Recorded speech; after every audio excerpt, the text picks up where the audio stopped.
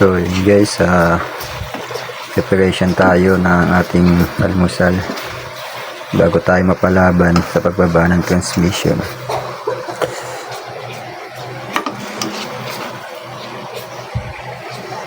So yun guys, ang almusal natin, pork tocino.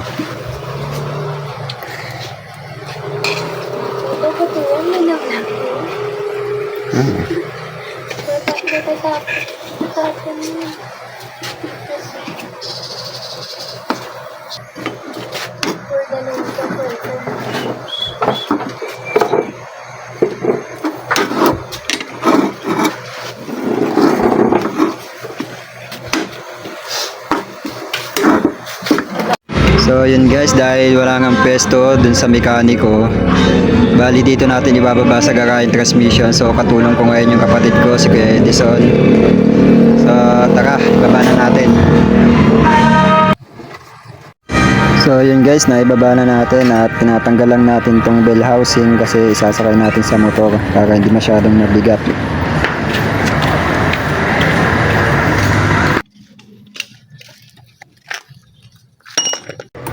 So yun guys, at dito nga ay sinisimulan ng baklasin ni Kuya Turo yung ating transmission para mas makita kung ano yung mga nasira. Pero kanina may nakita na kami, so yung bangka wala.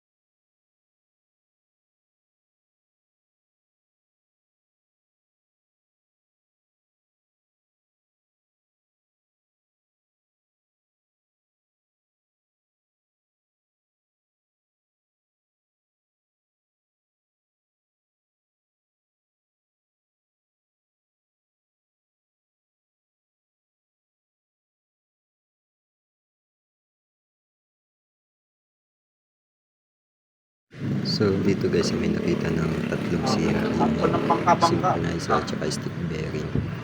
So isa yan sa mga papalitan natin. So yun guys, at dito nga ay binabalik na ni Kuya Turo yung laman loob ng transmission natin. At dito nga ay may mga pinalitan tayo na pyesa. So medyo madami-dami na rin yan at medyo makati sa bulsa. So yan, at naglalagay na ng beta gray sa mga takip. At yun nga guys, nag-fast forward na tayo dito. Naibalik na nga ni Kuya Turo yung lahat ng mga tinanggal niya.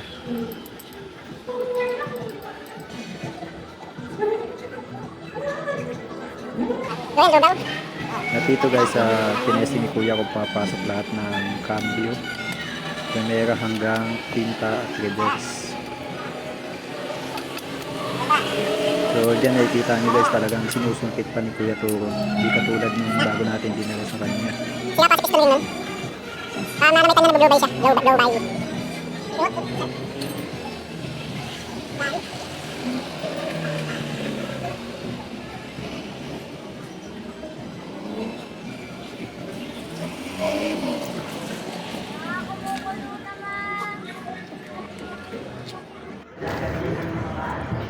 At dito naman guys, halos tapos na ating pinagawa ng transmission.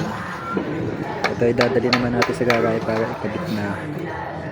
So guys, nandito na tayo sa garahe at bago natin ikabit yung transmission ay sinilip muna natin yung pressure plate kung ano na itsura.